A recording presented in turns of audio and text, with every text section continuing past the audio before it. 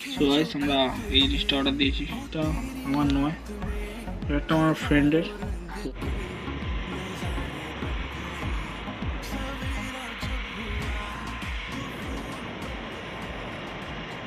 Hello guys, welcome back to my YouTube channel. তো তোমরা এইসব পাই মোটর, তো তোমাদের চলে এসেছি আবার একটা নতুন ভিডিও নিয়ে।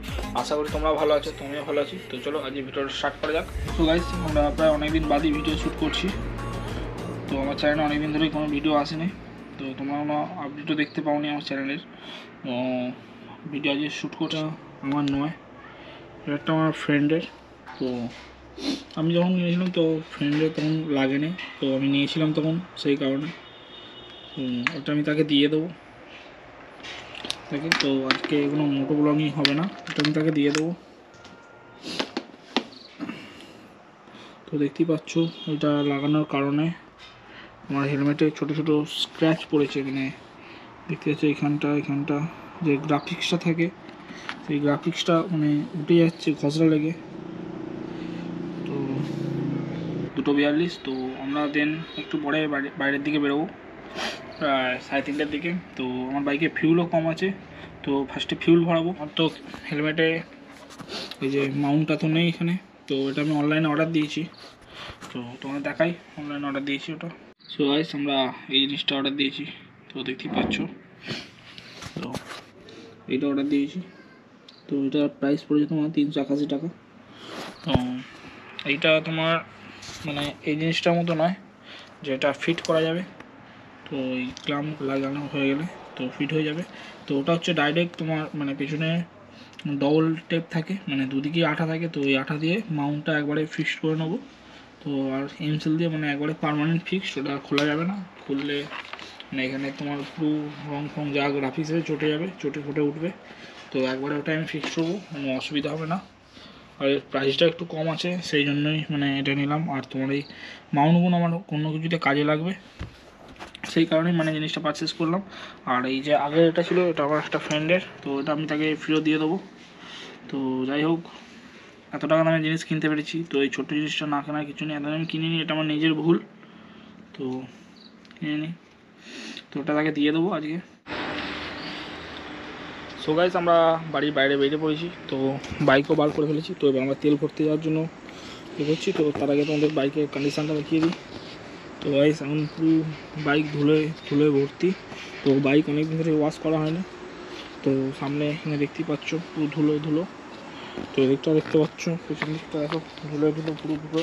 তো বাইকটা খুবই তাড়াতাড়ি আমরা ওয়াশিংয়ে দেবো।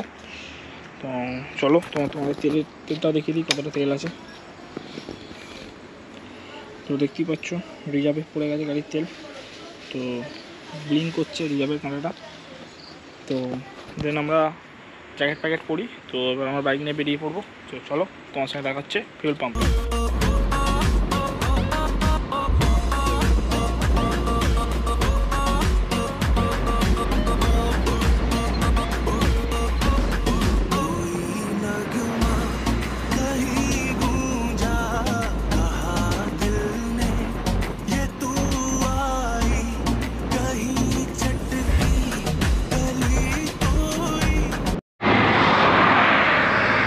সো গাইস বাইকে ফুল ভরা হয়ে গেছে, তো দেখে নাও। তো একটু আগে এটা ব্লিঙ্ক করছিল, তো এখন এটা বন্ধ হয়ে গেছে। তো আমি গাড়িতে প্রায় 1.70 লিটার মতো তেল মানে ভরিয়েছি, মানে 200 টাকার পাওয়ার তেল ঢুকিয়েছি, পাওয়ার তেল পুড়েছি। তো পাওয়ার তেল পুড়েছি কারণ হচ্ছে তোমার এতে মাইলেজও ভালো দেবে, তো গাড়ির তোমার স্মুথও থাকবে, ইঞ্জিনও ভালো থাকবে। তারপরে তোমার হচ্ছে গাড়ির পিক আপেও তুমি আলাদা ইয়ে পাবে, মানে আরও বেটার ফিল পাবে পিক আপে। তো সেই কারণেই এটা বলেছি। তো আমিও এটা প্রথমে বিশ্বাস করতাম না যে আমার 125 সিসিতে ইঞ্জিনে যে জিনিসটা হবে। তো একদিন ভেতরে ঢেলে তারপরে আমি ব্যাপারটা বুঝতে পেরেছি। তো পাওয়ার তেল খুবই ভালো, যে কোনো বাইকে ভুগতে পারো। তো এতে মাইলেজও তুমি বেশি পাবে, বেশি নয় 7-8 টাকা বেশি, এমনি নর্মাল ফিউলের থেকে বেশি দাম। তো তোমরা এটা তোমার বাইকে ইউজ করতে পারো, তোমাদের বাইকে। তো চলো, এখান থেকে অনেক ফিউল আপ হয়ে গেছে, তো আমরা এখান থেকে বাড়ি যাবো।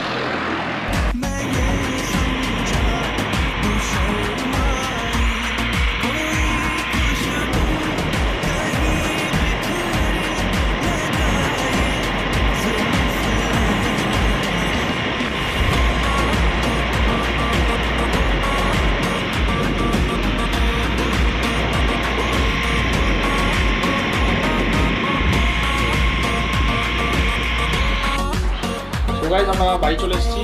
তো ব্লগটা যদি ভালো লাগে তো অবশ্যই লাইক শেয়ার কমেন্ট এবং চ্যানেলটা সাবস্ক্রাইব করে দেবেন। তো পরের ভিডিও তোমার সঙ্গে দেখা হচ্ছে। Tata, bye bye.